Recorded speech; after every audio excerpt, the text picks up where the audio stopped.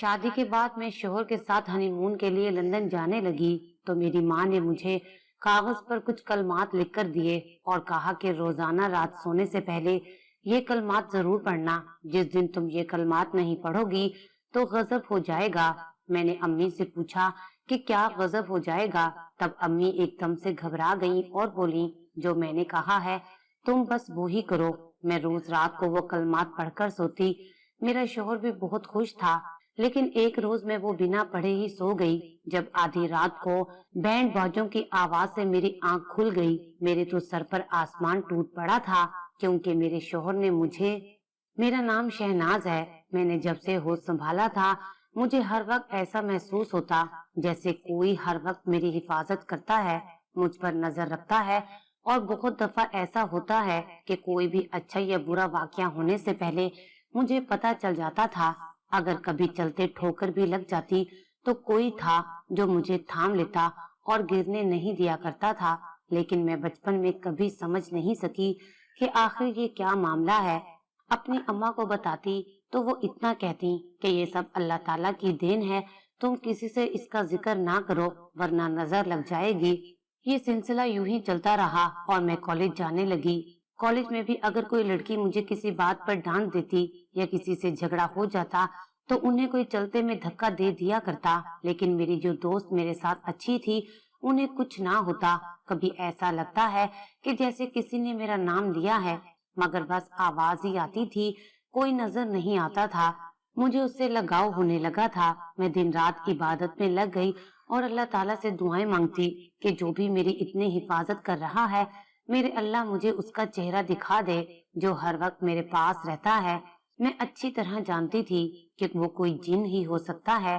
مجھے اپنی زندگی بہت دلچسپ لگنے لگی تھی۔ مجھے وہ انجانی آواز اب رات کے وقت بھی سنائی دینے لگی تھی۔ مجھے رات کا انتظار رہتا کہ کب رات ہو اور کب اس کی آواز سنوں۔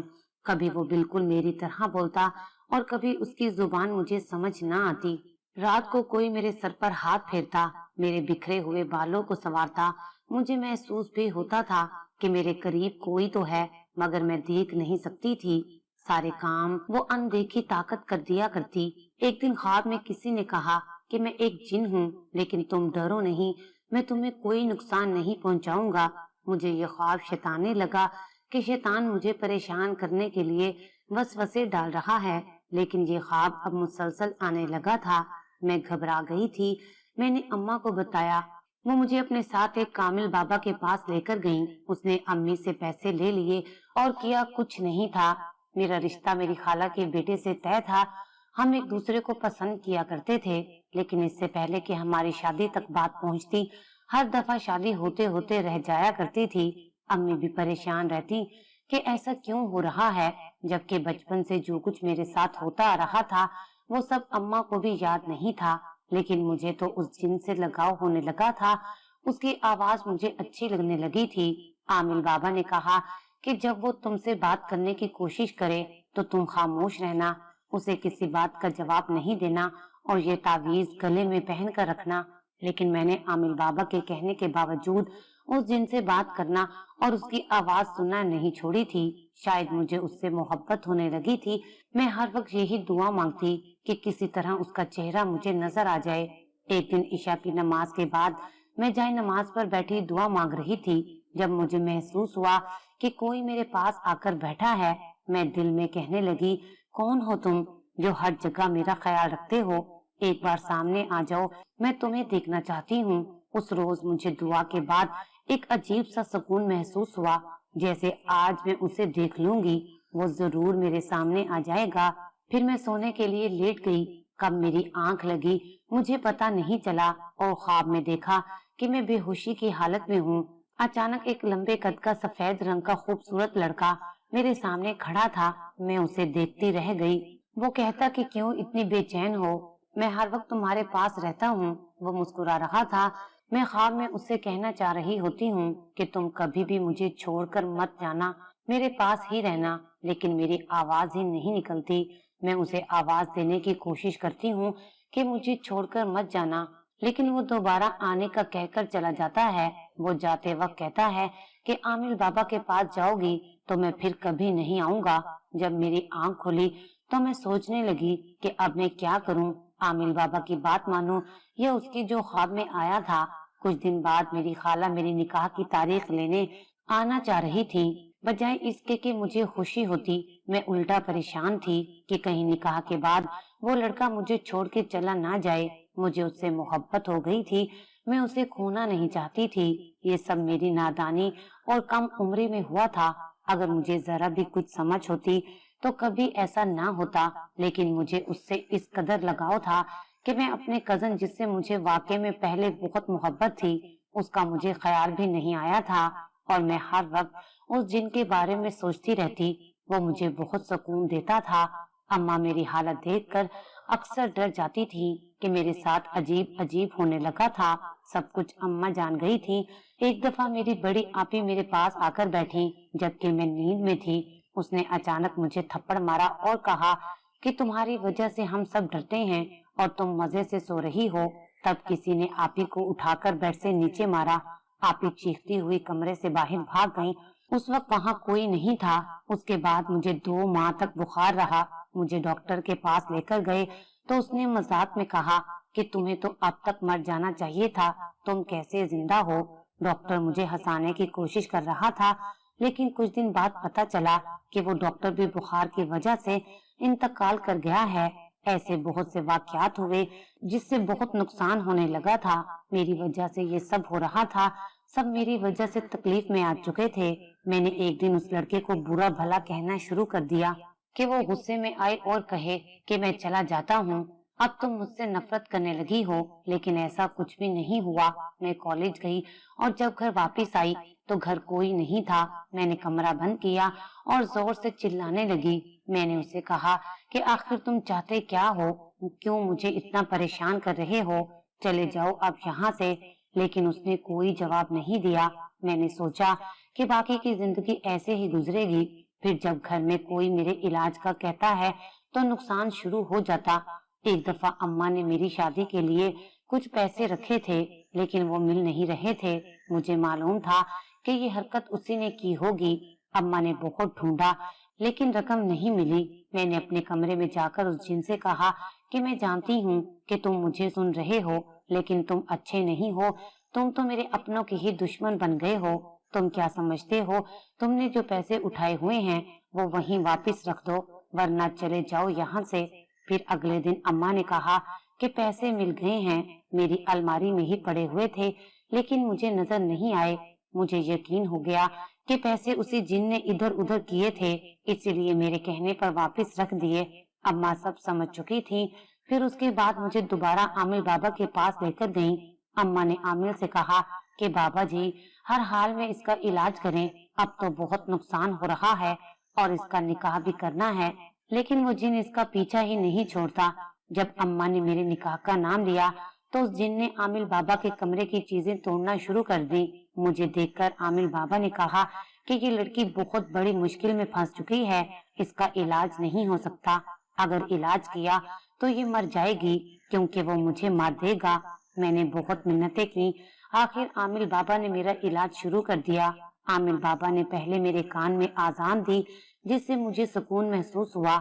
आमिल बाबा ने एक धागा मेरे गले में डालने के लिए दिया और एक तावीज दिया कि इसे इसके सरहाने रख देना। मुझे उन तावीज वगैरह को पहनने का यकीन नहीं था। जब से तावीज पहने थे मुझे जिन नजर नहीं आया था। कुछ दिनों से हमारे घर में खूबसूरत बिल्ली आ गई थी, जो इस तरह फिर रही थी जैसे मुझे ढूंढ रही हो, और सीधी मेरे पास आकर बैठ गई। मुझे बिल्लियां बहुत पसंद थी, इसलिए मैं डरी नहीं थी। उसके बाद वो बिल्ली रोज रात को मेरे सामने आकर बैठ जाया करती। मुझे हैरानगी तब हुई जब आमिल बाबा ने मुझे बुलाया और कहा कि वो बिल्ली तुम्हें तंग तो नहीं करती। मैं सोच रही थी कि आमिर बाबा को कैसे पता कि हमारे घर में बिल्ली आई है, लेकिन उन्होंने कहा कि बेटा, वो बिल्ली नहीं, वही जिन है जो अब बिल्ली की सूरत में तुम्हारे पास आता है। और यही सच था। तभी वो बिल्ली कितनी देर तक मेरी तरफ देखती रहती। अब तो मैं डरने लगी थी, क्योंकि वो बिल्ली हर वक्त मेरे साथ रहती। मुझे उससे खौफ सा महसूस होता था। एक दिन मैंने खुद ही अपने कजन से कहा कि मैं निकाह के लिए तैयार हूँ। वो बहुत खुश था। उसने कहा कि शहनाज, निकाह करके हम दोनों कहीं बाहर घूमने चलेंगे। बस फिर हमारी शादी की तैयारियां होने लगी।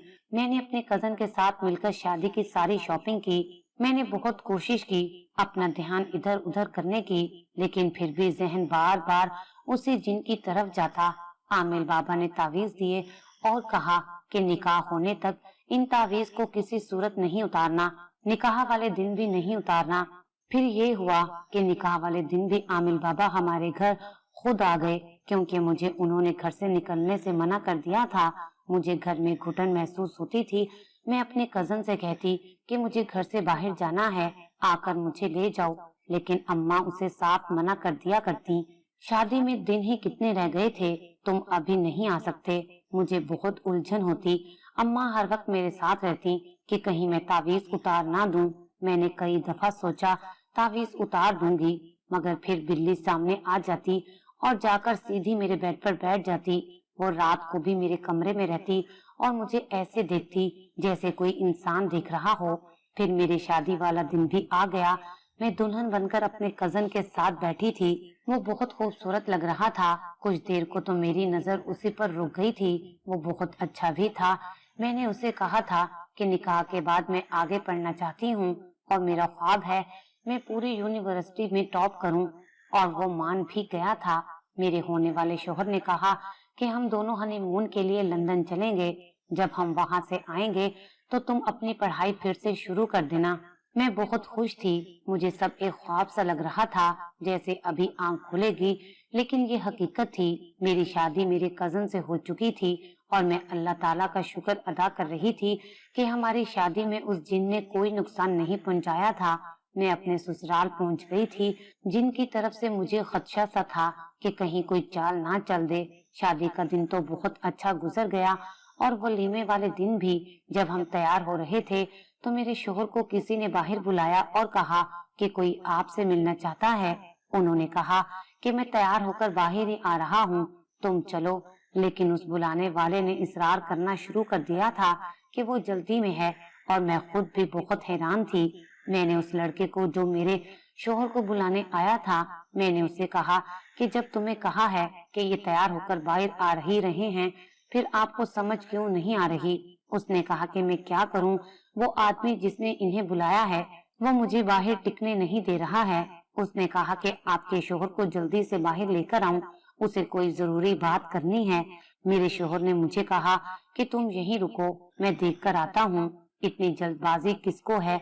मेरे शोहर नबील उस शख्स से मिलने चले गए और मैं कमरे में परेशान थी। मुझे ऐसे लगता था कि जैसे कुछ होने वाला हो, जिन फिर से कुछ ना कर दे। मेरे शोहर जिससे मिलने गए उसने मेरे शोहर से कहा कि मैं तुमसे शादी से पहले मिलना चाहता था, लेकिन किसी वजह से तुमसे नहीं मिल सका, इसलिए आज आया हूँ।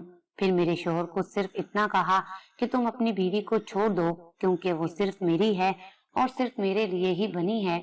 शहनाज ने तुमसे शादी बहुत मजबूरी में की है। मेरे शोहर के लिए ये बात किसी कयामत से कम नहीं थी, लेकिन फिर भी उन्होंने बहुत हिम्मत करके ये बात सुनी और बर्दाश्त की। यहाँ तक कि हमारा वलीमा भी हो गया, लेकिन मेरे शोहर ने मुझे कुछ नहीं कहा और खामोश रहे। शादी के बाद रस्म होती है कि दूल्हा दुल्हन के घर एक रात रहने के लिए आता है, लेकिन मेरे शोहर ने इससे इनकार कर दिया और उसी दिन हम वापस घर आ गए। शादी के बाद मैं और मेरा शोहर हनीमून पर जाने की तैयारी करने लगे, जब किसी की कॉल आई और मेरे शोहर कमरे से बाहर चले गए। मैं हैरान थी कि कौन है जो इस तरह कॉल करके बुलाता है, लेकिन मेरे शोहर ने मुझे शर्मिंदा नहीं किया था। हम लंदन जाने के लिए तैयार थे, सीट भी कंफर्म थी। जब जहाज में बैठे तो मेरे शोहर ने मुझसे कहा कि शहनाज, एक बात पूछूं। मैंने कहा जी पूछिए। कुछ देर खामोश रहकर फिर वो बोले, क्या तुम मुझसे पहले किसी को पसंद करती थी, या तुम्हें कोई पसंद करता था, या तुम अभी भी किसी को चाहती हो? मैं उनके सवाल से नहीं बल्कि उनके पूछने के अंदाज से हैरान थी। उन्होंने बहुत ही प्यार से पूछा कि मेरा दिल चाहा कि मैं सब कुछ बता दूं, लेकिन मैंने बात मजाक में टाल दी। फिर मेरे शोहर ने बिल्कुल साफ लहजे में पूछा कि शहनाज, मैं तुमसे मोहब्बत करता हूँ, तुम मेरी जिम्मेदारी हो। मैं नहीं चाहता कि मेरी वजह से तुम अपनी खुशी कुर्बान कर दो। मैं तुम्हें जबरदस्ती अपने साथ बांध कर नहीं रखना चाहता। मेरे अलावा अगर तुम्हें कोई पसंद है तो तुम मुझे बता सकती हो। मेरे शोहर ने इतने प्यार और नरम लहजे में कहा کہ مجھے خوشی سے رونا آ گیا۔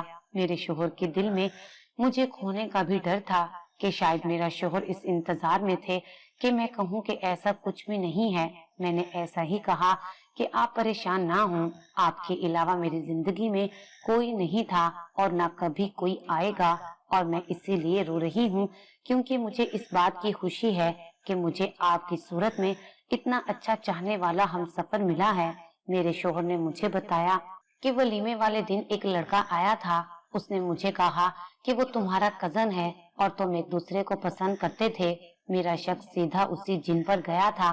پھر میرے شوہر نے کہا کہ میرے موبائل میں اس کی تصویر ہوگی، وہ ولیمے والے دن ہمارے ساتھ وہاں تھا، لیکن جب موبائل میں دیکھا تو اس میں اس کی تصویر نہیں تھی، کیونکہ جن کی تصویر کسی کیمرے میں نہیں آتی۔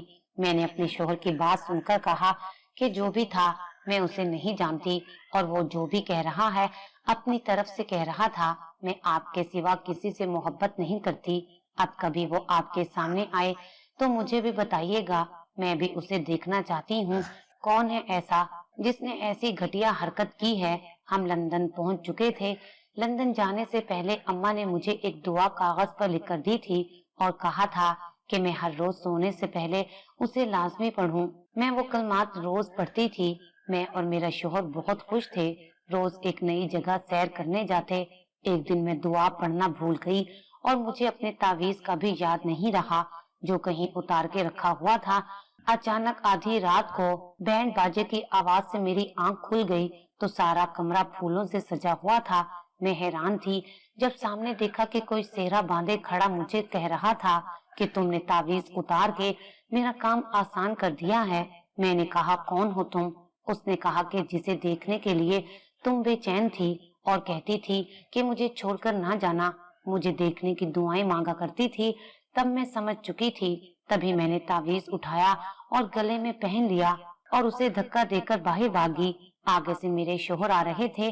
میں نے ان کا ہاتھ پکڑ کر کہا کہ وہ یہاں بھی پہنچ گیا ہے، وہ ہماری جان نہیں چھوڑے گا۔ میں رونے لگی۔ میرے شوہر نے کہا کون آ گیا ہے؟ تم نے ضرور کوئی خواب دیکھا ہوگا، چلو کمرے میں۔ جب ہم کمرے میں آئے تو دیکھا وہاں کوئی بھی نہیں تھا۔ اس کے بعد میں نے سب کچھ اپنے شوہر کو بتا دیا۔ وہ خاموش تھے۔ میں نے کہا کہ وہ مجھ پر اپنے جادو کا سحر باندھ دیتا تھا جس سے مجھے کچھ سمجھ نہیں آتی تھی۔ میں رونے لگی۔ میرے شوہر نے میرا ہاتھ پکڑا اور کہا کہ اب تم اکیلی نہیں ہو، میں تمہارے ساتھ ہوں۔ انہوں نے کہا کہ تم نے پہلے کیوں نہیں بتایا؟ میں نے کہا کہ مجھے ڈر تھا کہ آپ مجھے چھوڑ دیں گے، اسی لیے یہ نہیں بتایا۔